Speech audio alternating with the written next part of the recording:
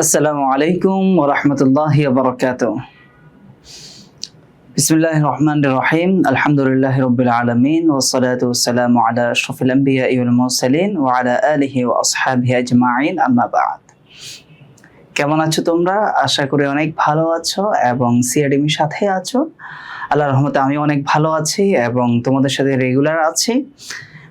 আমরা কিন্তু ধারাবাহিকভাবে কোরআন মাজিদের সূরা নিসার গুরুত্বপূর্ণ আয়াতসমূহের অনুবাদ, এর যে অন্তর্নিহিত যে ইয়েগুলো রয়েছে, মণিমুক্তা রয়েছে কোরআনের, আর এর পাশাপাশি যে শিক্ষা রয়েছে এবং তোমাদের পরীক্ষার গমন উপযোগী যে ধরনের প্রশ্ন হতে পারে, এগুলো নিয়ে আমরা প্রতি ক্লাসে ইন ডিটেলস আলোচনা করছি।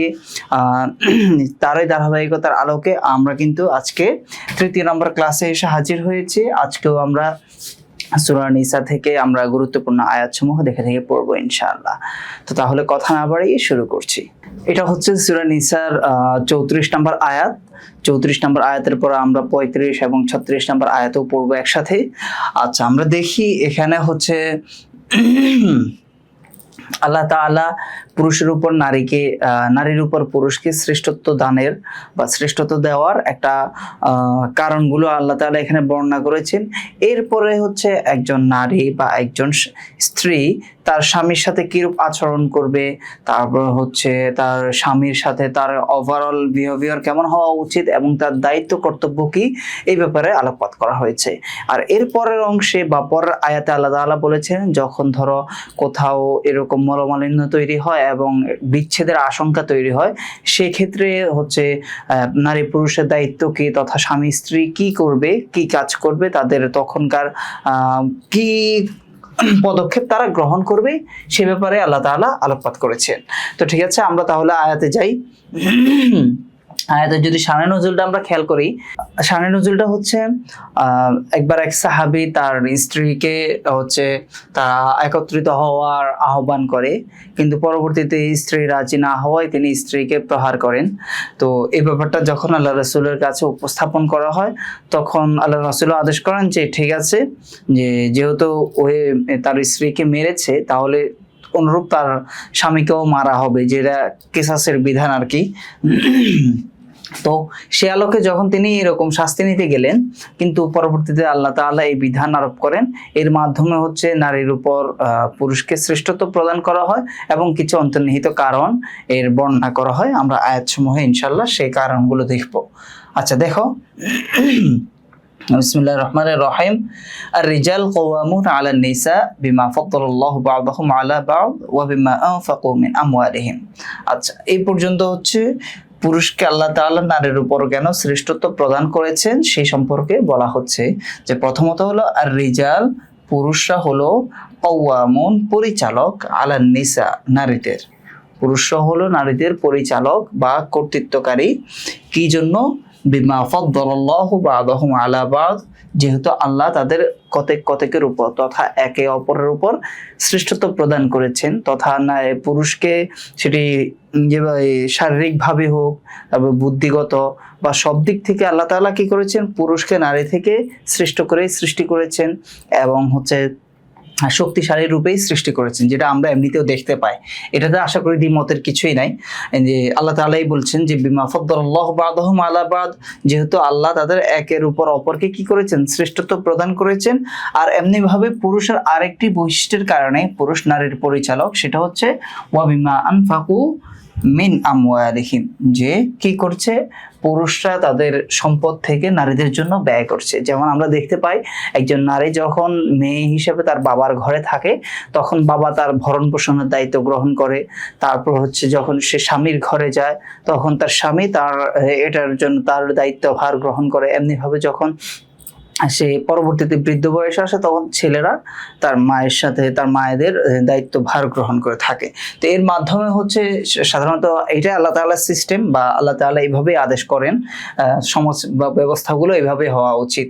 তো ঠিক আছে, তো সেই অংশ হিসাবে আল্লাহ তাআলা পুরুষকে নারীর উপর পরিচালক রূপে বা নারীর উপর কর্তৃত্বকারী রূপে অধিষ্ঠিত করেছেন বা হচ্ছে সেই অধিকার প্রদান করেছেন। ঠিক আছে, তাহলে আমরা অনুবাদটা আরেকবার দেখি।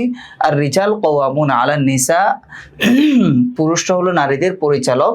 বিমা ফাদ্দালাল্লাহু বা'দাহুম আলা বা'দ, তাদের প্রত্যেকের উপর বা তাদের একের উপর অপরকে আল্লাহ তাআলা শ্রেষ্ঠত্ব প্রদান করার কারণে, তথা পুরুষদেরকে নারীদের উপর শ্রেষ্ঠত্ব প্রদান করার কারণে, ওয়া বিমা আনফাকু মিন আমওয়ালিহিম, এবং যেহেতু পুরুষরা তাদের সম্পদ থেকে নারীদের জন্য ব্যয় করে, ওয়া বিমা আনফাকু যেহেতু কি করে, ব্যয় করে, মিন আমওয়ালিহিম তাদের সম্পদ, যেহেতু তারা তাদের সম্পদ নারীদের জন্য ব্যয় করে সেজন্যই। আচ্ছা, এতই ব্যাপার বলছে যে ফাসসালিহাত কানিতাতুন হাফিজাতুন লিল গায়ব বিমা হাফিজাল্লাহ। যতই ফাসসালিহাত মানে হচ্ছে যে সতীসাধী নারী, সতীসাধী নারী স্ত্রী সে হবে কি কানিতাতুন, সে হবে স্বামীর অনুগত, হাফিজাতুন লিল গায়ব বিমা হাফিজাল্লাহ, যে স্বামীর অনুপস্থিতিতে স্বামীর সম্পদ, তারপর হচ্ছে স্বামীর যে রয়েছে অধিকারগুলো রয়েছে সেগুলোকে যথাযথভাবে হেফাজত করা, তারপর হচ্ছে নিজের আব্রু ইজ্জত ইত্যাদির কি রাখা, সংরক্ষণ করা ইত্যাদিও কি আল্লাহ তাআলা আদেশ দিয়েছেন। সেজন্য কি করতে হবে, স্বামীর অনুপস্থিতিতে সেগুলোই রক্ষা করতে হবে। ততএব একজন সতীসাধী নারী হবে সে কেমন, কানিতাতুন অনুগত, হাফিজাতুন লিল গায়ব স্বামীর অনুপস্থিতিতে সংরক্ষণকারী হবে, কিসের, বিমা হাফিজাল্লাহ আল্লাহ যা কিছু সংরক্ষণ করার কি দিয়েছেন, আদেশ দিয়েছেন। ঠিক আছে, তাহলে বিশেষ করে যারা প্রবাসীর বউ হয় বা তাদের জন্য এই বিষয়টা খুবই প্রযোজ্য, যে স্বামীর অনুপস্থিতিতে বা প্রবাসীর বউ ছাড়াও দেখা যায় দেশেও থাকলে দেখা যায় স্বামী স্ত্রী থেকে দূরে আছে, তখন হচ্ছে স্বামীর অনুপস্থিতিতে স্ত্রীর যে কর্তব্যগুলো রয়েছে স্বামীর প্রতি সেগুলো কি করা, যথাযথভাবে পালন করা। তো একজন সতীসাধী নারী বলতে এমনই হয় যে হবে স্বামীর প্রতি আনুগত্যশীলা। এরপরে হচ্ছে সে হবে কি হাফিজাতুন লিল গায়ব বিমা হাফিজাল্লাহ, স্বামীর অনুপস্থিতিতে আল্লাহ তাআলা যা কিছু হেফাজত করার আদেশ দিয়েছেন তার সংরক্ষণকারী। এরপরে বলছে এই পর্যন্ত গেল, তাহলে প্রথমত পুরুষকে নারীর উপর শ্রেষ্ঠত্ব প্রদান করেছেন সেটার কারণ বর্ণনা করলো, তারপর হচ্ছে একজন সতীসাধী নারীর বৈশিষ্ট্য কেমন হওয়া উচিত সেগুলো এখানে আল্লাহ তাআলা বর্ণনা করেন। আচ্ছা, এরপরে এসে যদি নারী অবাধ্য হয়, স্ত্রী যদি অবাধ্য হয় তাহলে তার সাথে কি ধরনের মুআমালা আচরণ করা উচিত সে ব্যাপারটা আল্লাহ তাআলা এখানে শিক্ষা দিচ্ছেন। এগুলো কিন্তু কোরআনের আয়াতের অনুবাদ না, এর পাশাপাশি এগুলো হচ্ছে আমাদের লাইফ লেসন, আমরা এখান থেকেই শিখবো, কোরআন থেকে আমাদের শেখার আছে। আমরা কোরআন থেকে দূরে বিধায় আমরা বিভিন্ন সলিউশন খুঁজে পাই না, কিন্তু কোরআনে এইভাবে সবকিছু সুন্দরভাবে বিস্তারিত দেওয়া আছে। দেখো একজন স্ত্রী হিসেবে তার কর্তব্য কি সেগুলো বলে দিচ্ছে। এরপর দেখো যে অবাধ্য স্ত্রীর সাথে কিভাবে আচরণ করতে হবে সেটাও আল্লাহ তাআলা জানিয়ে দিচ্ছেন, যে ওয়াল্লাতি তাখাফুনা নুশুজাহুন্না, এবং যে সকল স্ত্রীর ব্যাপারে তোমরা তাদের অবাধ্যতার আশঙ্কা করো, তাখাফুন তোমরা আশঙ্কা করো, নুশুজাহুন্না অবাধ্যতার। তো আমরা পুরোটার অর্থ করি, ওয়াল্লাতি তাখাফুনা নুশুজাহুন্না, এবং যে সকল স্ত্রী লোক যাদের অবাধ্যতার আশঙ্কা করো, ফাইদুহুন, অতএব প্রথমত তাদেরকে কি করবে, কেউ যদি অবাধ্য হয়, তোমাদের কোনো স্ত্রী যদি, কারো স্ত্রী যদি অবাধ্য হয় তাহলে তাকে প্রথমত সদুপদেশ দিবে, ভালোভাবে কথা বলবে, উপদেশ দেওয়ার মাধ্যমে যদি ভালো হয়, অর্থাৎ তার যদি আনুগত্যশীলা হয়ে যায় তাহলে তার সমস্যা নেই, না হয় হচ্ছে পরবর্তী যে স্টেপগুলো আছে সেগুলো গ্রহণ করবে। আচ্ছা দেখো তো কি বলছে, প্রথমত যে ফাইজুহুন, তোমরা কি করো, তাদেরকে সদুপদেশ দাও, ওয়াহজুরুহুন্না ফিল মাদাজা, যদি সদুপদেশেও যদি কাজ না হয় তাহলে তাদেরকে বিছানা থেকে পৃথক করে দাও।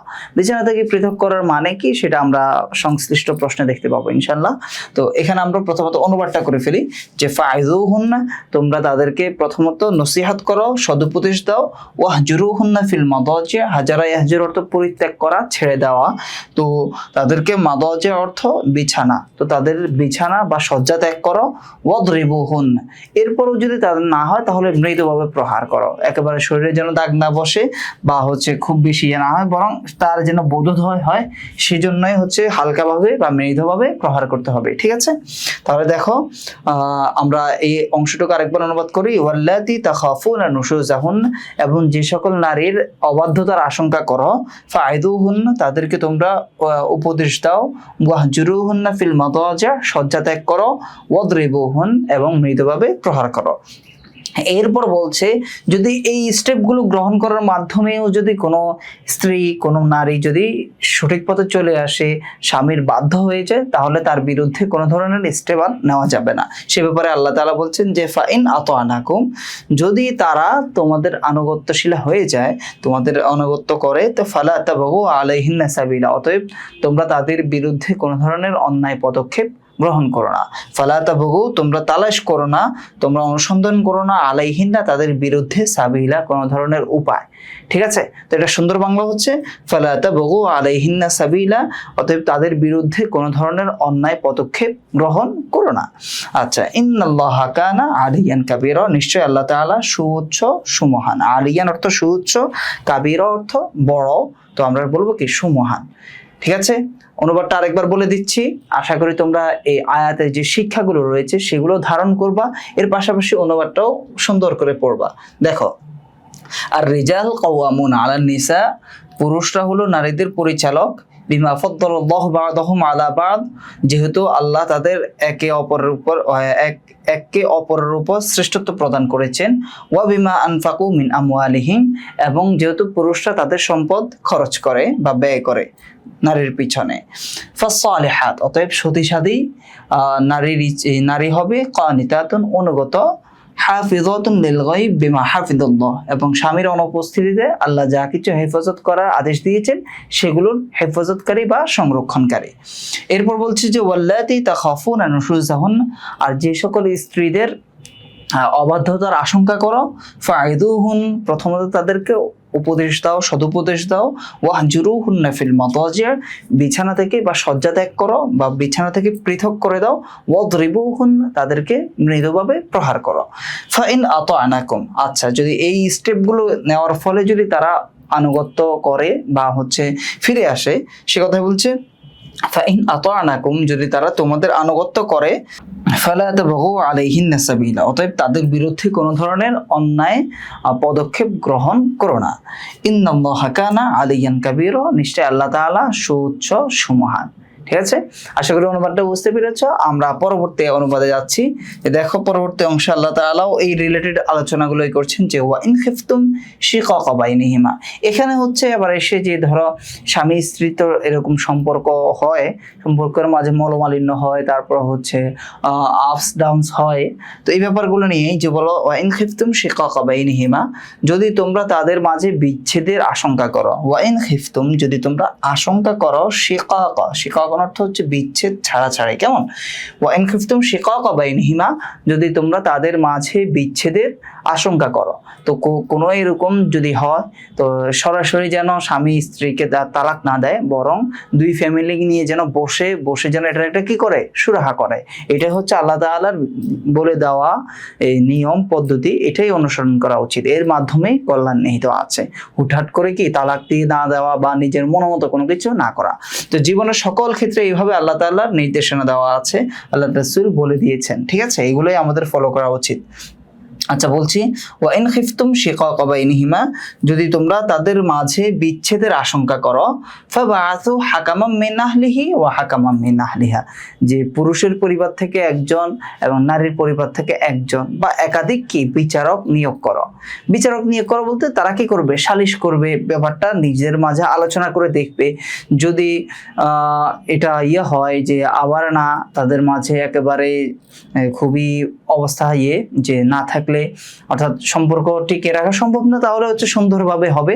আর সম্পর্ক টিকিয়ে রাখা সম্ভব হবে বিধায় এইভাবে আল্লাহ তাআলা আলোচনার জন্য ডাকছেন। অর্থাৎ স্বামী স্ত্রী এবং ওভারঅল দুইজনের মাঝে সম্পর্কের ব্যাপারটা হবে কি অনেক বেশি, তাদের মাঝে আন্ডারস্ট্যান্ডিং থাকবে, অনেক বেশি কথাবার্তা হবে, আলোচনা হবে। তো সেই ব্যাপারটাও এটাও বলেছেন, যখন তাদের নিজেদের মাঝে আলোচনাটা কি হচ্ছে না, অ্যাপ্রোপ্রিয়েট হচ্ছে না, তারপরে বারবার বিভিন্ন ধরনের মলমালিন্য দেখা দিচ্ছে, তো কি করবে, এবার তাদের দুইজনের ফ্যামিলি থেকে ডেকে এনে এই আলোচনাগুলো করাবে যে হ্যাঁ কিভাবে একটা ভালো সলিউশন বের করা যায়, সেই ব্যাপারটা বলছে। দেখো, ফাবাআসু, প্রেরণ করবে, হাকামাম মিন আহলিহি ও হাকামাম মিন আহলিহা, পুরুষের পরিবার থেকেও বিচারক এবং নারীর পরিবার থেকেও সালিশ। ঠিক আছে, তাহলে আমরা অনুবাদটা করি। ফাইন ওয়াইন খিফতুম শিকাকা বাইনহিমা, যদি তোমরা তাদের মাঝে বিচ্ছেদের আশঙ্কা করো, ফাবাআসু হাকামান মিন আহলিহি ওয়া হাকামান মিন আহলিহা, পুরুষের পরিবার থেকে একজন এবং নারীর পরিবার থেকে একজন বিচারক নির্ধারণ করো।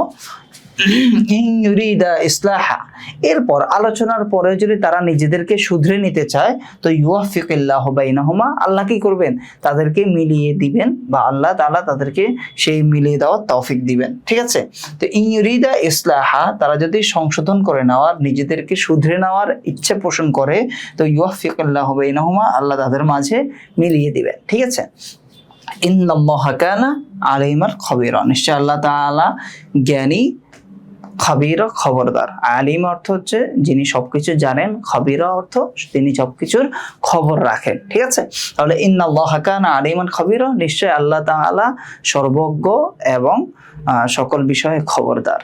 ঠিক আছে, অনুবাদটা খেয়াল করো, আরেকবার বলে দিচ্ছি।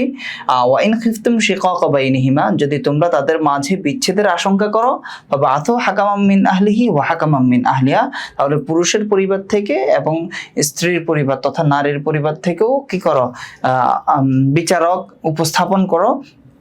ইন ইউরিদা ইসলাহা, যদি তারা সেই বিচার কার্যে, সেই সভায় তারা যদি নিজেদেরকে শুধরে নেওয়ার ইচ্ছে পোষণ করে, ইউওয়াফিকুল্লাহু বাইনাহুমা, আল্লাহ তাদের মাঝে কি করবেন, সেই এই তৌফিক দান করবেন, তাদেরকে মিলিয়ে দিবেন। ইন্নাল্লাহা কানা আলিমান খবীরা, নিশ্চয় আল্লাহ তাআলা হলেন সর্বজ্ঞ এবং খবরদার, অর্থাৎ তিনি সবকিছু জানেন এবং সবকিছুর খবর রাখেন। আচ্ছা, এই গেল মোটামুটি আগের আয়াত। এই অংশে আবার এই আয়াতে হচ্ছে আমরা ভিন্ন একটা আলোচনা দেখতে পাবো। এই আয়াতে আল্লাহ তাআলা এই পর্যন্ত গেল যে ঘরের নারীদের সাথে বা ফ্যামিলির সাথে কেমন আচরণ করা উচিত, তারপর হচ্ছে নারী তার স্বামীর প্রতি তথা স্ত্রী তার স্বামীর প্রতি কি ধরনের দায়িত্ববোধ, যে কি ধরনের কর্তব্য সে পালন করবে, সেগুলো আলোচনা করা হয়েছে।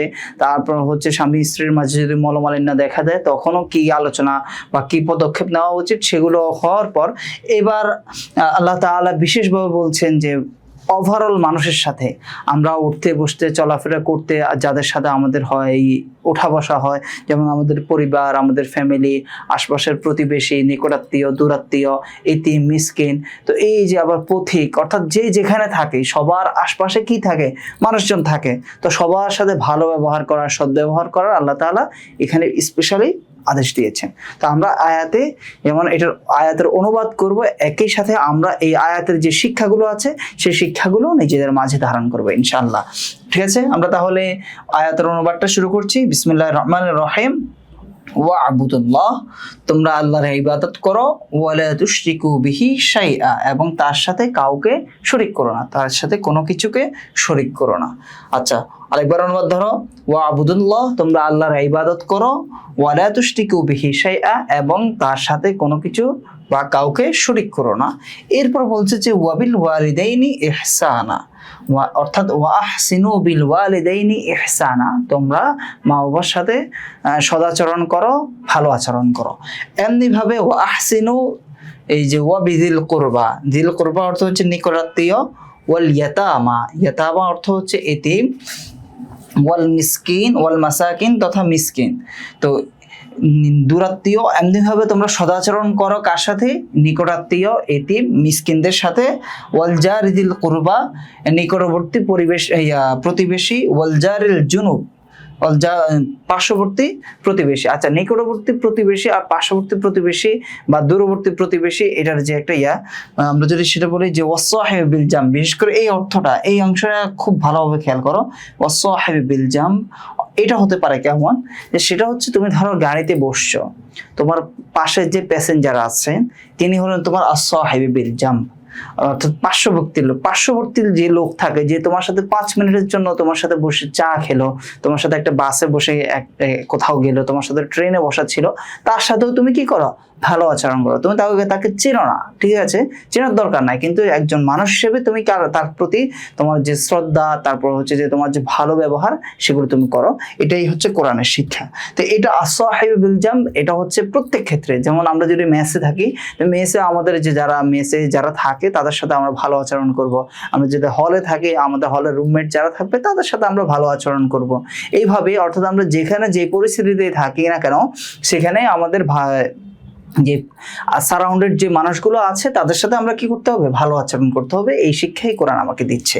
দেখো আমরা তাহলে বলছি যে ওয়াবিদিল কুরবা অর্থাৎ তোমরা সদাচরণ করো নিকটাত্মীয়দের সাথে, ওয়াল ইয়াতামা এতিমদের সাথে, ওয়াল মাসাকিন মিসকিনদের সাথে, এমনিভাবে ওয়াল জারিদিল কুরবা ওয়াল জারিল জুনুব নিকটবর্তী প্রতিবেশী এবং দূরবর্তী প্রতিবেশীদের সাথেও সদাচরণ করো, ওয়াসাহিবি বিল জামবা এবং পার্শ্ববর্তী ব্যক্তিদের সাথেও সদাচরণ করো। এমনিভাবে ওয়াবনিস সাবিল অর্থ হচ্ছে পথিক, অর্থাৎ আমরা পথ চলা যে মুসাফির থাকে মুসাফিরের সাথে বা হচ্ছে কোনো পথিক তোমার পাশ দিয়ে যাচ্ছে তার সাথেও কি করো, সদাচরণ করো।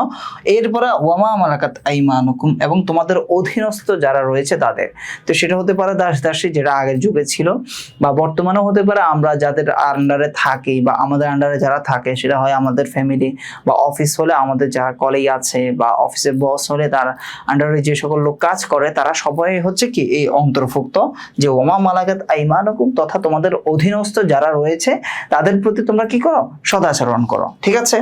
এরপর আল্লাহ তাআলা বলে দিয়েছেন যে যারা এরকম দাম্ভিক তারপর হচ্ছে অহংকারী তাদেরকে আল্লাহ তাআলা কি করেন না, পছন্দ করেন না, ভালোবাসেন না। সে কথাই যে ইন্নাল্লাহা লা ইউহিব্বু নিশ্চয় আল্লাহ তাআলা ভালোবাসেন না মান কানা মুখতালান ফাখরা যে দাম্ভিক এবং গর্ববোধকারী বা অহংকারী।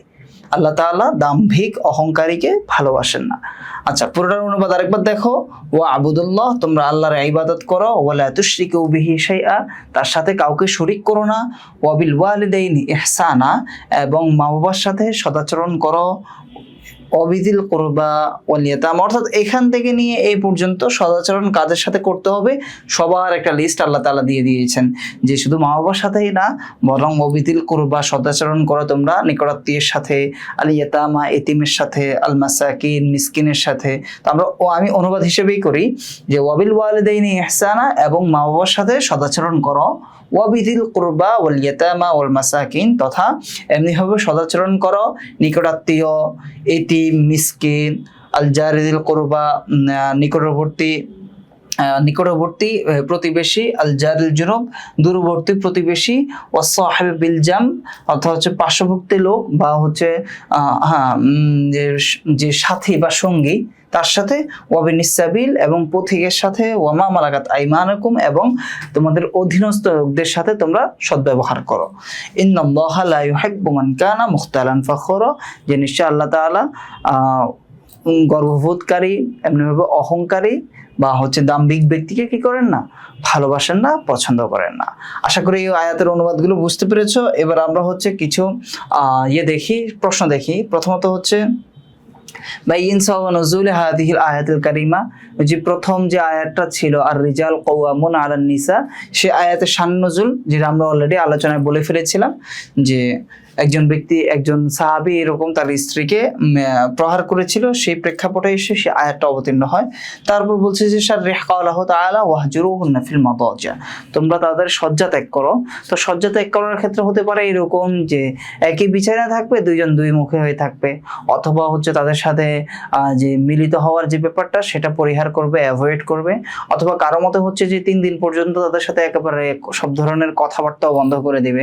অর্থাৎ এর মাধ্যমে হচ্ছে তার মাঝে যে একটা বোধ অর্থাৎ তার যে পাপ বোধ বা অপরাধ বোধ ইত্যাদি জাগিয়ে তোলা, এটাই ইসলামের সমাধান। ইসলাম এইভাবেই সুন্দরভাবে সমাধান দিচ্ছে।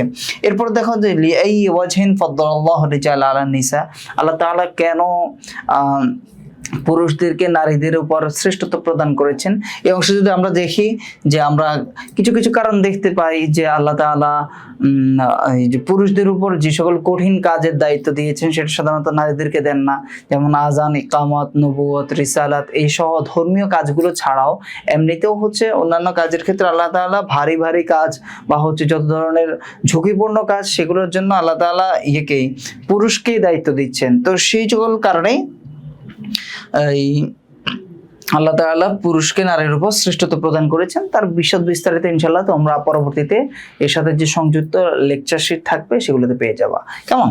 আর আমরা দেখি পরবর্তী অংশ যে মা মানা শিরক লুগাতান ওয়া ইসতিলাহান বাইয়িন মারাতিবিশ শিরক মুফাসসালান, যে শিরক অর্থ কি এবং শিরকের যে স্তরগুলো রয়েছে সেগুলো ধারাবাহিকভাবে বিস্তারিত আলোচনা করো। তো এটাও তোমরা ইনশাআল্লাহ তোমাদের লেকচার শিটে পেয়ে যাবা, শিরকের অর্থ কি এবং শিরকের যে স্তর রয়েছে, শিরকের কয়টি স্তর কি কি সেগুলো বিস্তারিত পেয়ে যাবা। আর এখানে যে 4টা প্রশ্ন থাকে এটা হচ্ছে তোমাদের একটা প্রশ্ন কমন পড়বে ইনশাআল্লাহ, যদি 4টা প্রশ্ন ভালোভাবে পড়ো। আমরা আসি, আমরা সেই ধারাবাহিকতার আলোকে আমরা এবার 43 নম্বর আয়াতে আমরা চলে এসেছি। এই আয়াতে আল্লাহ তাআলা দুইটা বিষয় এখানে আলোচনা করেছেন। প্রথমত, যখন মদ হারাম হয় নাই, তথা আরবদের তো এরকম ছিল যে তারা তাদের সাথে মদটা হচ্ছে একদম ওতপ্রোতভাবে জড়িত ছিল, তথা তারা পানির মতো করেই মদ খেত, এটাই আর কি, যে সবকিছু খাবার দাবার আগে পরে। তো এই একটা পরিস্থিতি থেকে আল্লাহ তাআলা তাদেরকে উত্তরণের জন্য একেবারেই কি করেন নাই, যে মদ পানের যে নিষেধাজ্ঞা সেটা একেবারে দিয়ে দেন নাই, বরং ধাপে ধাপে। যে ধাপে ধাপেটা কেমন হতে পারে, যে একটা ধাপ হলো এমন যে তোমরা নামাজের সময় হলে তোমরা কি করো না, মদ্যপান করো না। তো যেহেতু ডেইলি 5 বার নামাজ পড়তে হয়, তার মানে হচ্ছে সময় বুঝে বা ওই রকম করেই কি মদ খেতে হবে। তার মানে হচ্ছে আগে যেরকম অবাধে খেত সেটা থেকে লিমিটেশন কমে আসছে, তারপর হচ্ছে রেস্ট্রিকশন বেড়েছে। এভাবে ধাপে ধাপে আল্লাহ তাআলা কি করেছিলেন, মদটা হারাম করেছিলেন। তো যখন মদ একেবারে পুরোপুরি হারাম হয় নাই, তখনকার একটা ঘটনা এখানে বলা হয়েছে। এটার প্রেক্ষাপটটা হলো এমন যে একবার হযরত সাদ ইবনে আবি ওয়াক্কাস বা আব্দুর রহমান ইবনে আউফ, এই দুই সাহাবীর কয়েক সাহাবীর বাড়িতে অন্যান্য সাহাবীরা দাওয়াত খেয়েছিলেন। তো দাওয়াত খাওয়া দাওয়ার পর ওনারা অনেক মদ্যপান করেন। তারপর হযরত আলী রাদিয়াল্লাহু তাআলা আনহু ইমামতি দাঁড়ালে তিনি সূরা কাফিরুনের যে লা অংশগুলো আছে, যে লা আ'বুদু ওয়ালা আনতুম, তো এই লা গুলো বাদ দিয়ে তিনি পড়ছিলেন। এর মাধ্যমে হচ্ছে অর্থের একটা বড় ধরনের বিকৃতি ঘটছে। আচ্ছা, তো এই অবস্থা হওয়ার পর আল্লাহ তাআলা এই আয়াত অবতীর্ণ করেন যে তোমরা কি করো না, মদ পান করে বা মদ্যপ অবস্থায় বা নেশাগ্রস্ত অবস্থায় তোমরা নামাজের নিকটবর্তী হইও না, তথা নামাজে দাঁড়াবে না। আর এরপরের অংশ যেটা, সেখানে হচ্ছে আল্লাহ তাআলা এই উম্মতের জন্য একটি স্পেশাল গিফট দিয়েছেন, সেটা হচ্ছে তায়াম্মুমের বিধান। যে যখন কোনো ব্যক্তি খুব অসুস্থ হয়, যে পানি ব্যবহার করতে পারছে না, পানি ব্যবহার করলে তার অঙ্গহানি হওয়ার সম্ভাবনা থাকে, বা কাটা ছেঁড়া থাকার কারণে হচ্ছে পানি ব্যবহার করলে ক্ষতস্থান শুকাতে অনেক দেরি হয়ে যাবে। তারপর হচ্ছে তোমার ধরো কোথাও গেছে সেখানে পানি নাই, ধরো মরুভূমিতে কেউ গেল বা এমন স্থানে গেল যেখানে আশপাশে কোনো পানি নাই, পাহাড়ি এলাকা। তো এই যে নামাজের সময় হয় পানি না পায় ইত্যাদি কারণে, তখন কি করতে পারবে, নামাজ তায়াম্মুম করে নামাজ পড়ে নিতে পারবে। তো এই যে তায়াম্মুমের যে বিধানটা, সেই বিধানটা এই আয়াতে অবতীর্ণ হয় বা এই আয়াতে আলোচনা করা হয়। আর এর প্রেক্ষাপট হলো হযরত আয়েশা রাদিয়াল্লাহু তাআলা আনহা, তিনি বনু মুস্তালিক যুদ্ধ থেকে ফেরার সময় তার গলার হার হারিয়ে ফেলেন। তো হার হারিয়ে ফেলার কারণে হচ্ছে মধ্যরাত্রে মরুভূমির মাঝে যাত্রা বিরতি ঘোষণা করা হয় এবং পরবর্তীতে সকাল হয়ে যায়, কিন্তু সাহাবীরা ফজর নামাজ পড়ার জন্য পানি পাচ্ছিল না। তখন আল্লাহ তাআলা এই আয়াত, এই বিধান অবতীর্ণ করেন। ঠিক আছে, তাহলে আমরা এবার অনুবাদ খেয়াল করি। বিসমিল্লাহির রহমানির রহিম। ইয়া আইয়ুহাল্লাযীনা আমানু লা তাকরাবুস সালাতা ওয়া আনতুম সুকারা হাত্তা তা'লামু মা তাকুলুন ওয়ালা জুনুবান ইল্লা আবিরি সাবিলিন হাত্তা তাগতাসিলু ওয়া ইন কুনতুম মারদা আও আলা সাফার আও জাআ আহাদুম মিনকুম মিনাল গায়িত আও লামাসতুমুন নিসা ফালাম তাজিদু মাআ ফাতায়াম্মামু সাঈদান তাইয়্যিবা ফামসাহু বিউজুহিকুম ওয়া আইদিকুম ইন্নাল্লাহা কানা আফুওয়ান গফুরা। আচ্ছা দেখো, ইয়া আইয়ুহাল্লাযীনা আমানু, হে ঈমানদারগণ, লা তাকরাবুস সালাতা ওয়া আনতুম সুকারা, যে লা তাকরাবুস সালাত, তোমরা নামাজের নিকটবর্তী হইও না, তথা নামাজে দাঁড়াবে না, ও আনতুম সুকারা, যে অবস্থায় তোমরা কি থাকো, মদ্যপ থাকো, বা তোমরা মদ্যপ অবস্থায়, নেশাগ্রস্ত অবস্থায় তোমরা নামাজে দাঁড়াবে না। এরপর বলছে কতক্ষণ দাঁড়াবে না, যে হাত্তা তা'লামু মা তাকুলুন, যতক্ষণ না তোমরা যা বলছো তা বুঝতে পারো। তোমাদের বলা কথাগুলো তোমরা যতক্ষণ না বুঝতে পারো ততক্ষণ, অর্থাৎ তোমাদের সেন্স ফিরে আসা পর্যন্ত তোমরা কি করবা, এই যে নামাজ থেকে বিরত থাকবা, দূরে থাকবা, সে কথাটাই বলেছেন। ঠিক আছে, অর্থাৎ এর মাধ্যমে কি বললো, এর মাধ্যমে হচ্ছে এই যে মদ পানের যে আগে যেরকম অবাধে মদ পান করা যেত তখন সেটা কমিয়ে এসেছে, তথা তখন এই যে 5 বার নামাজের সময় হলে মদ পান করা যাবে না, তার মানে হচ্ছে কি একটা নির্দিষ্ট সময় হাতে রেখেই করতে হবে, তা আগের মতো সেরকম আর অবাধে পান করার সুযোগ নেই, সেই ব্যাপারটা এখানে পরিলক্ষিত হয়। ঠিক আছে, যে লা তাকরাবুস সালাহ ওয়া আনতুম সুকারা, যে তোমরা মদ্যপ অবস্থায় নামাজের নিকটবর্তী হও না তথা নামাজে দাঁড়াবে না, হাত্তা তা'লামু মা তাকুলুন, যতক্ষণ না তোমরা যা বলছো তা বুঝতে পারো। আচ্ছা, এরপর দেখো এমনি ভাবে ওয়ালা জুনুবান ইল্লা আবিরি সাবিলিন হাত্তা তাগতাসিরু।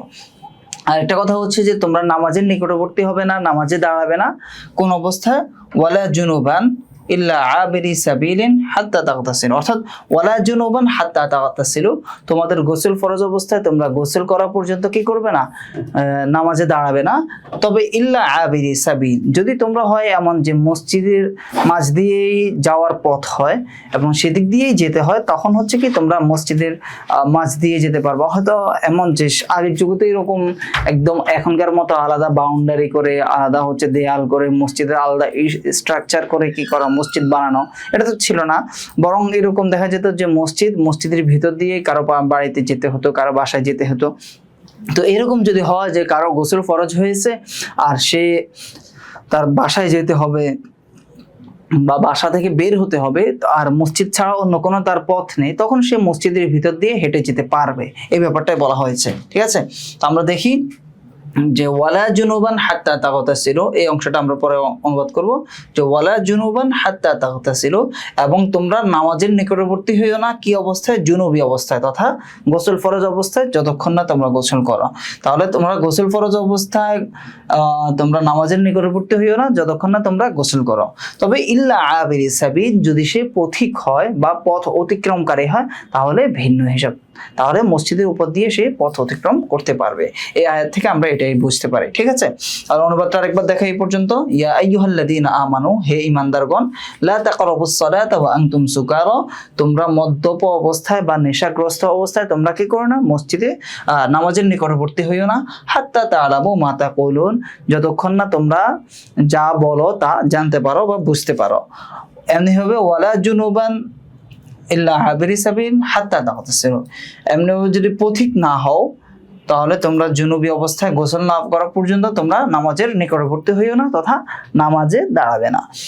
আচ্ছা, এরপরে দেখো ওয়া ইন কুনতুম মারদা, এখান থেকে হচ্ছে তোমার তায়াম্মুমের যে বিধানটা, সেই বিধানটা এখান থেকে শুরু হচ্ছে। দেখো ওয়া ইন কুনতুম মারদা, যদি তোমরা অসুস্থ হও, আও আলা সাফার, অথবা কি থাকো, সফরে থাকো, আও জা আহাদুম মিনকুম মিনাল গায়িত, অথবা তোমাদের মাঝে কেউ প্রাকৃতিক প্রয়োজন পূর্ণ করে এসেছে, তো আও জা আহাদুম মিনকুম মিনাল গায়িত, অর্থাৎ তোমাদের মধ্যে থেকে কেউ ইয়ে থেকে এসেছে, ওয়াশরুম থেকে এসেছে, আওলা মাসতুমুন নিসা, অথবা তোমরা কি করেছো, স্ত্রীর সাথে মিলিত হয়েছো, ফালাম তাজিদু মা আন, এমন অবস্থায় এই সকল কন্ডিশনের আলোকে যদি তুমি পানি না পাও, তো বলছে কি ফাতায়াম্মামু, তুমি তায়াম্মুম করো, কি দিয়ে, সাঈদান তাইয়্যিবা, যে পবিত্র মাটি দিয়ে তুমি তায়াম্মুম করো, ফামসাহু বিউজুহিকুম ওয়া আইদিকুম, তুমি তোমার মুখমণ্ডল এবং হাত মাসেহ করো।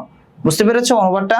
আবার দেখো, তাহলে কয়েকটা কন্ডিশন দেখা গেল। প্রথমত যদি কেউ অসুস্থ থাকে, এরপর হচ্ছে যদি কেউ সফরে থাকে, অথবা হচ্ছে কেউ এরকম প্রাকৃতিক প্রয়োজন পূর্ণ করে আসে, অথবা হচ্ছে স্ত্রীর সাথে মিলিত হয় এবং পানি না পায়।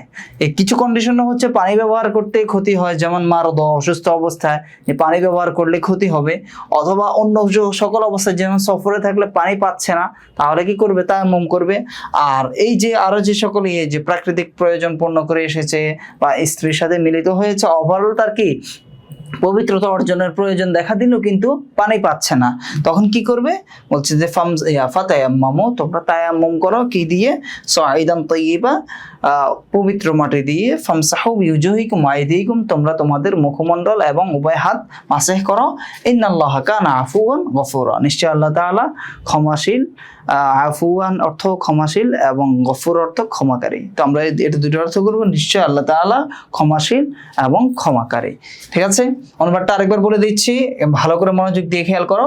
ইয়া আইয়ুহাল্লাযীনা আমানু, হে ঈমানদারগণ, লা তাকরাবুস সালাতা ওয়া আনতুম সুকারা, তোমরা নেশাগ্রস্ত অবস্থায় নামাজের নিকটবর্তী হইও না তথা নামাজে দাঁড়াবে না, হাত্তা তা'লামু মা তাকুলুন, যতক্ষণ না তোমরা যা বলো তা বুঝতে পারো, ওয়ালা জুনুবান ইল্লা আবিরি সাবিলিন হাত্তা তাগতাসিলু, এবং যদি তোমরা পথ অতিক্রমকারী তথা পথিক না হও তাহলে তোমরা গোসল করা পর্যন্ত নামাজের নিকট উপস্থিত হইও না।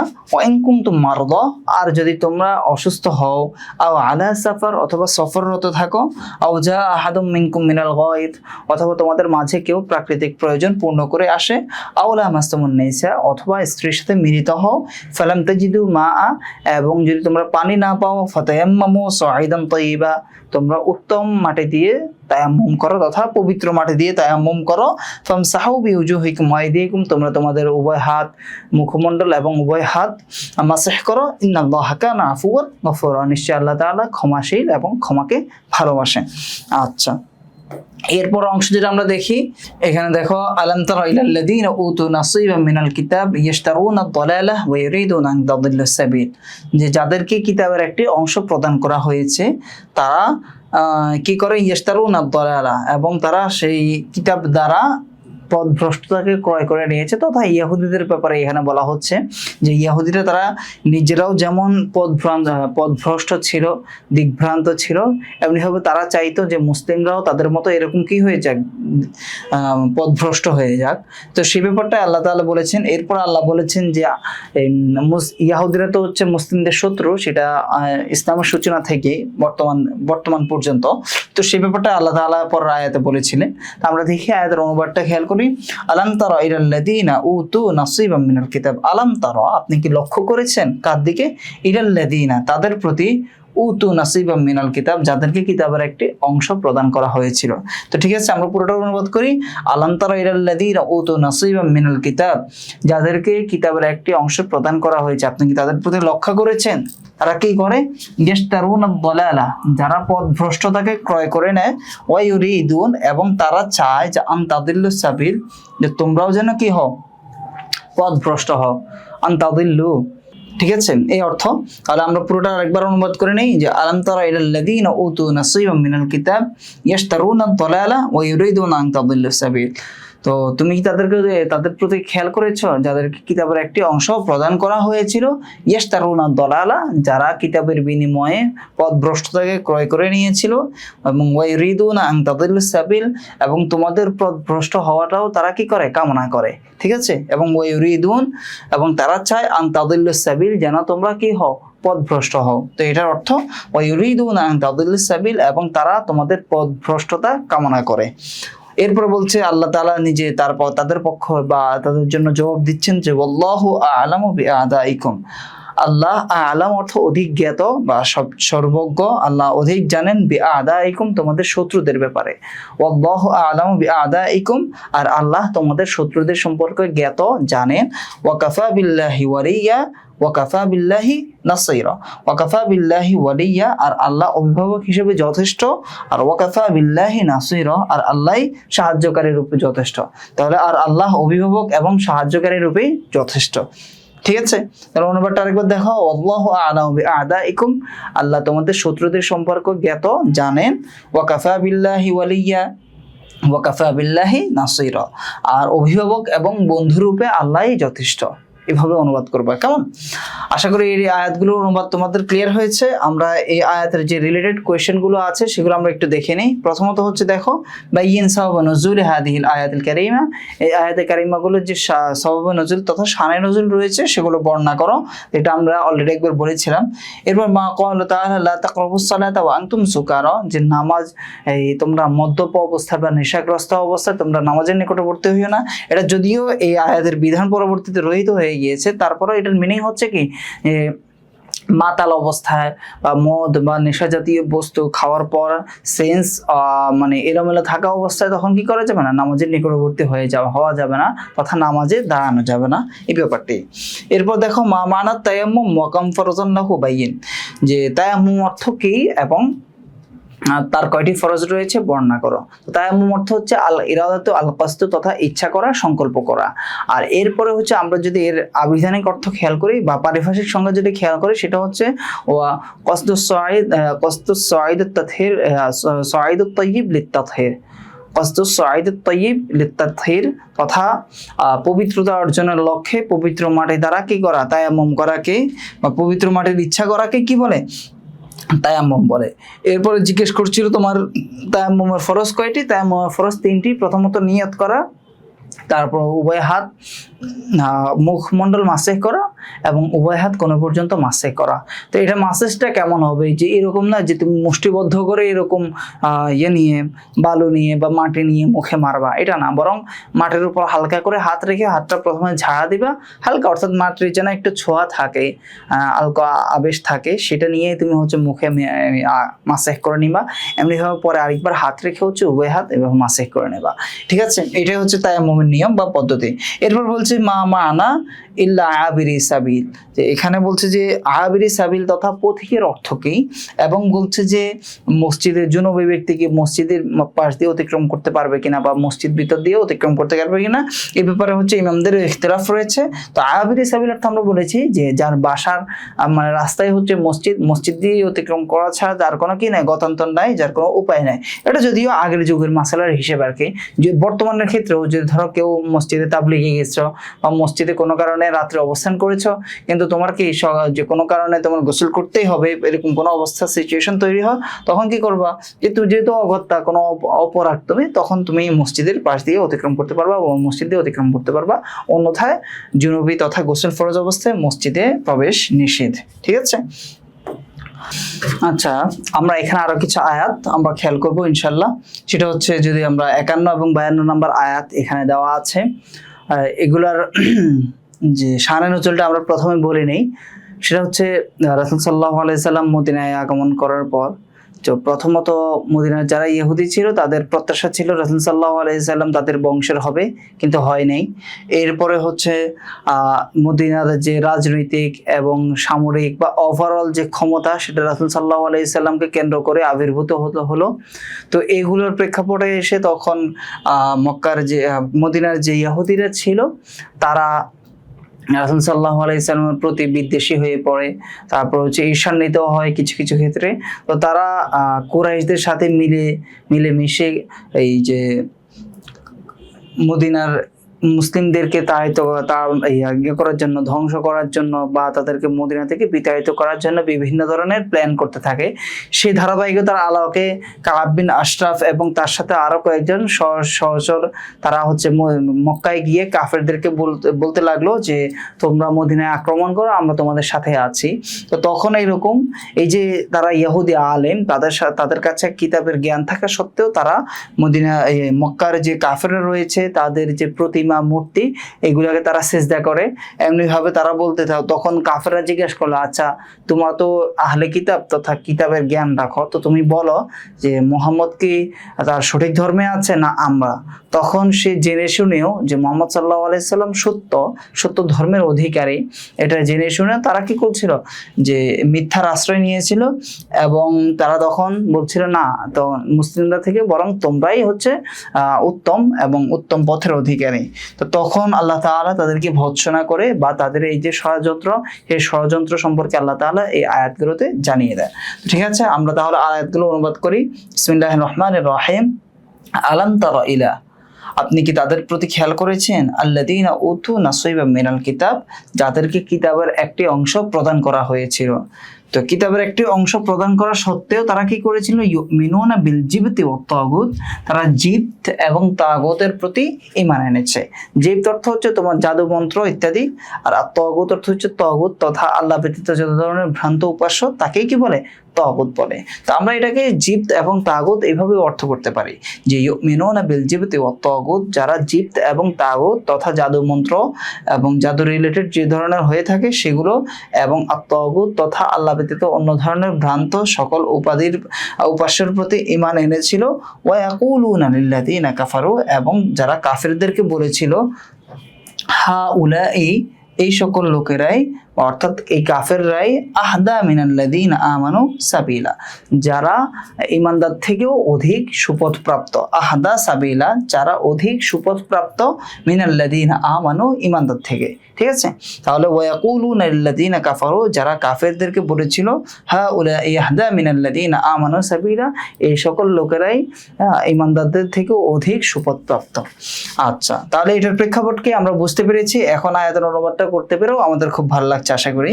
আরেকবার বলে ফেলে দেখো, আলাম তারা, আপনি কি তাদেরকে লক্ষ্য করেছেন? আল্লাযীনা উতু নাসীবাম মিনাল কিতাব, যাদেরকে কিতাবের একটি অংশ প্রদান করা হয়েছিল। ইউমিনুনা বিল জিবতি ওয়াত তাগুত, এত সত্ত্বেও, কিতাবের এলেম থাকা সত্ত্বেও তারা কি করলো? জিবত এবং তাগুতের প্রতি ঈমান এনেছিল। ওয়া ইয়াকুলুনা লিল্লাযীনা কাফারু, এবং তারা কাফেরদেরকে, তারা নিজেদের মাঝে তাদের ঈমান তথায় আল্লাহর জ্ঞান আছে, এত সত্ত্বেও তারা কি করছিল? ওয়ায়াকুলুনা লিল্লাযীনা কাফারু, তারা কাফেরদেরকে বলেছিল হাউলাই আহদা মিনাল্লাযীনা আমানু সাবিলা, এই সকল লোকেরা আল্লাহ ঈমানদারদের থেকেও অধিক সুপথ প্রাপ্ত। ঠিক আছে, অনুবাদটা আশা করি বুঝেছো। এরপর দেখো, উলাইক আল্লাযীনা লাআনাহুমুল্লাহ, এরাই হলো সেই সকল লোক আল্লাযীনা লাআনাহুমুল্লাহ, যাদের প্রতি আল্লাহ লাআনত বা অভিসম্পাত করেছেন।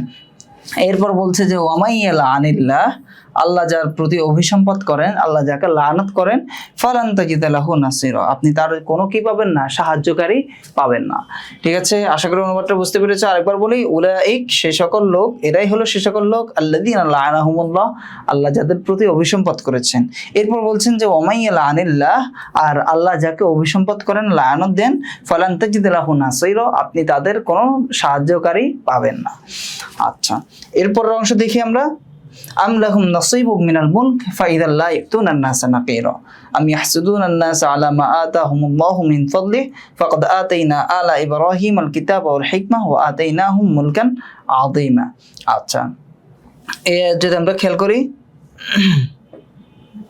দেখো এই ইয়াহুদীদের যে একটা বৈশিষ্ট্য, যে কার্পণ্যতা, কৃপণতা, সেই ব্যাপারে আল্লাহ তাআলা এখানে বলেছিলেন। দেখো, আম লাহুম নাসীবুম মিনাল মুলক, যে এই সকল লোকেরা যে বলে, তারা যে অনেক কিছুই বলে, তো তাদেরকে কি, তাদের কোনো কি রাজত্ব আছে? আম লাহুম নাসীবুম, তাদেরকে কোনো অংশ আছে? মিনাল মুলক, রাজত্বের, তথা তাদের কি কোনো রাজত্ব আছে? ফাইজান, যদি তাদের কোনো এরকম রাজত্ব থেকেও থাকে, জমিনের ভান্ডারের বা হচ্ছে বিশাল পৃথিবীর রাজত্ব যদি তাদের থেকেও থাকে, তো লা ইউতুনান নাসা নাকিরা, তারা মানুষদেরকে কি কানাকড়ি পরিমাণও প্রদান করবে না, দিবে না, দান করবে না। ঠিক আছে, আরেকবার দেখো, আম লাহুম নাসীবুম মিনাল মুলক, নাকি তাদের রাজত্ব রয়েছে। ফাইদান, যদি হয়ে থাকতো, যদি এমন হতো, লা ইউতুনান নাসা বা লা ইউতুনান নাসা নাকিরা, তারা মানুষদেরকে কানাকড়ি পরিমাণও দান করতো না। এরপরে দেখো, এই অংশ থেকে আল্লাহ, তারা হচ্ছে, তাদের আরেকটি বৈশিষ্ট্যের কথা আল্লাহ তাআলা জানিয়ে দিয়েছেন, যে ইহুদিদের আরেকটি বৈশিষ্ট্য হলো তারা রাসূল সাল্লাল্লাহু আলাইহি সাল্লামের পেছনে সব ধরনের বিদ্বেষ বা হচ্ছে সবসময় তার বিরুদ্ধে কুৎসা রটানোর চেষ্টা করে আসতো। তার এই অংশ হিসেবে তারা বলতে লাগলো যে মুহাম্মদ, তুমি তো হচ্ছে নিজেই বাদশাহী মনোভাব নিয়ে চলো, তোমার অনেকগুলো স্ত্রী আছে, তারপরও তুমি নিজেকে বিনয়ী বা হচ্ছে বিনয়ী দাবি করো, এটা কেমন হয়? তো তখন আল্লাহ তাআলা এই যে বনি ইসরায়েলের বংশে যে নবীগণ এসেছিলেন, তাদের উদাহরণ দিয়ে আল্লাহ তাআলা বলেন যে এই সকল নবীরাও কিন্তু তোমাদের বংশেরই ছিল এবং তারা বিনয়ী ছিল। অতএব কেউ যদি রাজত্বের অধিকারী হয়ও, সেটার সাথে বিনয়ী হওয়ার সাথে কোনো কি নেই, সংঘর্ষ নেই, বরং হতেই পারে একই সাথে একজন ব্যক্তি রাজত্বের অধিকারী হতে পারে এবং সে বিনয়ী হতে পারে। তো সেই কথা আল্লাহ তাআলা বলেন যে আম ইয়াহসুদুনান নাস, নাকি তারা মানুষদেরকে হিংসা করে। তারপর হচ্ছে কিভাবে হিংসা করে মানুষদেরকে তথা মুমিনদেরকে বা রাসূল সাল্লাল্লাহু আলাইহি সাল্লামকে, দুইটা অর্থই হতে পারে।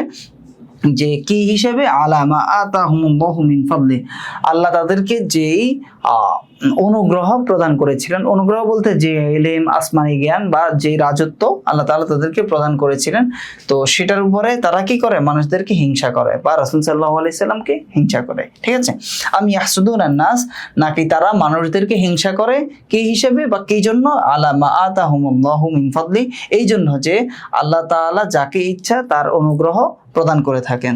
এরপর বলছে যে ফাকাদ আতাইনা আলা ইব্রাহিমাল কিতাবা ওয়াল হিকমা ওয়া আতাইনাহুম মুলকান আযীমা। তো আল্লাহ নিজেই বলছেন, তার উত্তর দিচ্ছেন যে ফাকাদ আতাইনা, আমি তো ইতিপূর্বেও প্রদান করেছিলাম আলা ইব্রাহিম, ইব্রাহিমের যে রয়েছে বংশধর রয়েছে, বিশেষ করে বনি ইসরাইলের প্রতি ইঙ্গিত করা হয়েছে যে ফাকাদ আতাইনা আলা ইব্রাহিম, আমি তো ইতিপূর্বেও ইব্রাহিমের বংশধরকে প্রদান করেছি আল কিতাব ওয়াল হিকমা, কিতাব এবং হিকমত, যেটা আমি রাসূলের প্রতিও প্রেরণ করেছি বা রাসূলকে প্রদান করেছি। এরপর বলছেন যে ওয়া আতাইনাহুম মুলকান আযীমা, এবং আমি তাদেরকে বিরাট রাজত্বেরও অধিপতি বানিয়েছিলাম বা তাদেরকেও বিরাট রাজত্ব প্রদান করেছি। ঠিক আছে, এই যে দেখো আমরা এই অংশটা আবার খেয়াল করি, আম ইয়াহসুদুনান নাস আলা মা আতাহুমুল্লাহু মিন ফাদলি, নাকি তারা মানুষদেরকে হিংসা করে এই জন্যই যে আল্লাহ তাআলা যাকে ইচ্ছা তার কি করেন, অনুগ্রহ প্রদান করেন। তো এরপর বলছেন যে ফাকাদ আতাইনা আলা ইব্রাহিমাল কিতাব ওয়াল হিকমা, আমি তো ইতিপূর্বে আলা ইব্রাহিম তথা ইব্রাহিমের বংশধরদেরকেও কিতাব এবং হিকমত প্রদান করেছি। ওয়া আতাইনাহুম মুলকান আযীমা, এবং তাদেরকেও একটি বিশাল বা রাজত্ব, যেমন হযরত দাউদ আলাইহিস সালামের ছিল, তারপর হযরত সুলাইমান আলাইহিস সালামের ছিল, ইব্রাহিম ইউসুফ আলাইহিস সালামের ছিল। তো এই ধরনের নবীরাও কি ছিলেন, অনেক রাজা ছিলেন বা রাজত্বের অধিকারী ছিলেন। এর বাইরেও বনি ইসরাইলের মাঝেও অনেক কি ছিল, রাজা ছিল বা রাজত্ব ছিল। আচ্ছা, এরপর দেখো যে ফামিনহুম মান আমানা বিহি ওয়া মিনহুম মান সাদ্দা আনহু ওয়া কাফা বিজাহান্নামা সাইরা, যে ফামিনহুম এর মাঝেও যে এই সকল বিষয়গুলো জানার পরেও যে রাজত্ব পাওয়া বা আল্লাহ তাআলার অনুগ্রহ, সেটা যেমন পূর্বের নবীরাও পেয়েছে, এখন যিনি বর্তমান নবী আছেন তিনিও পাবেন। আর সত্ত্বেও এগুলো জেনেও তাদের মাঝে কিছু লোক আছে কি ফামিনহুম মান আমানা বিহি, যে তাদের মাঝে কেউ আছে যারা ঈমান এনেছে, ওয়া মিনহুম মান সাদ্দা আনহু, এবং তাদের কিছু লোক তা থেকে বিমুখ হয়েছে, সেই রাসূলের প্রতি ঈমান এনেছে, আর কেউ সেই রাসূল থেকে বিমুখ হয়ে গিয়েছে। এরপর বলছে ওয়াকাফা বিজাহান্নামা সাইরা, আর জাহান্নামের প্রজ্বলিত অগ্নি তাদের জন্য যথেষ্ট। অর্থাৎ আল্লাহ তাআলা তাদেরকে এখানে কি করছেন, তাদের যে কৃতকর্মের ফলাফলটা আল্লাহ তাআলা এখানে বলে দিচ্ছেন, যে যারা এরকম জেনে শুনেও রাসূলের বিরুদ্ধাচরণ করবে, নিষেধাজ্ঞা করবে, তো তাদের জন্য এটাই যথেষ্ট। আচ্ছা, আমরা অনুবাদটা একবার দেখি। ফামিনহুম মান আমানা বি, যে রাসূলের গুণাবলী জানার পরও তাদের মাঝে কেউ কেউ ঈমান এনেছে, ওয়া মিনহুম মান সাদ্দা আন, এবং তাদের মাঝে কেউ কেউ বিমুখ হয়ে গিয়েছে, আর ওয়াকাফা বিজাহান্নামা সাইরা, আর তাদের জন্য জাহান্নামের প্রজ্বলিত আগুনই যথেষ্ট। ঠিক আছে, এই ছিল মোটামুটি আজকের অনুবাদ। আবার আমরা যদি কিছু কোয়েশ্চেন দেখি, এই আমরা যে সর্বশেষ যে আয়াতগুলো পড়েছি, প্রথমত এই আয়াতগুলো শানুন নজুল বর্ণনা করো, যেটা আমরা বলেই দিয়েছিলাম যে কাব বিন আশরাফের নেতৃত্বে ইহুদিরা কোথায় গিয়েছিল, মক্কায় গিয়েছিল মদিনা মুসলিমদেরকে ধ্বংস করার জন্য। তখন তারা তাদের মনোরঞ্জনের জন্য জেনে শুনে কাফিরদের যে মূর্তি রয়েছে সেগুলোকে সিজদা করে, এবং কাফিরদেরকে বলতে থাকে কি তারা হচ্ছে মুসলিমদের থেকেও শ্রেষ্ঠ। তো সেই প্রেক্ষাপটে আল্লাহ তাআলা এই আয়াতগুলো অবতীর্ণ করেন। এরপর বলছে যে মা মানাল জিপ্ত ও তাগুত, জিপ্ত এবং তাগুতের অর্থ কি? জিপ্ত অর্থ হচ্ছে তোমার এই যে প্রতিমা রয়েছে, প্রতিমা বা জাদু সম্পর্কিত যা রয়েছে সেটাকে জিপ্ত বলে। আর আত্মাগুত হচ্ছে আল্লাহ ব্যতীত যত ধরনের মিথ্যা, যা মানে প্রভু, উপাস্য, তারপর হচ্ছে উপমা, যা কিছু রয়েছে সবকিছুই হচ্ছে তাগুতের অন্তর্ভুক্ত। ঠিক আছে, এরপর বলছে যে মানহুম আলা ইব্রাহিম ফি কওলিহি তাআলা ফাকাদ আতাইনা আলা ইব্রাহিম আল কিতাব, যে আলা ইব্রাহিম দ্বারা উদ্দেশ্য কি? আলা ইব্রাহিম দ্বারা উদ্দেশ্য হচ্ছে হযরত ইব্রাহিম আলাইহিস সালামের দুই ছেলে হযরত ইসমাইল আলাইহিস সালাম এবং হযরত ইসহাক আলাইহিস সালাম, এই দুইজনের কথা। তো দুইজন থেকে দুইটা বংশের উৎপত্তি হয়, সেটা হচ্ছে হযরত ইসহাক আলাইহিস সালাম থেকে যে বংশটা পরবর্তীতে আগমন করে সেটা হচ্ছে বনি ইসরাইলের বংশ, আর আরেকটা হচ্ছে হযরত ইসমাইল আলাইহিস সালামের বংশ, যেটা হচ্ছে পরবর্তী ধারা অনুসারে হযরত রাসূল সাল্লাল্লাহু আলাইহি সাল্লাম সেই বংশে আগমন করে। তো আলা ইব্রাহিম দ্বারা হযরত ইব্রাহিম আলাইহিস সালামের যে ছেলেদের মাধ্যমে যে দুটি বংশ পৃথিবীতে বিস্তার করেছিল তাদেরকে বোঝানো হয়েছে। তো বিশেষ করে এখানে হচ্ছে বনি ইসরায়েলের যে সকল বনি ইসরায়েলকে বোঝানো হয়েছে যাদের মাঝে আল্লাহ তাআলা অনেক নবী রাসূল প্রেরণ করেছেন, তাদেরকে কিতাব এবং হিকমত প্রদান করেছিলেন এবং রাজত্ব প্রদান করেছিলেন।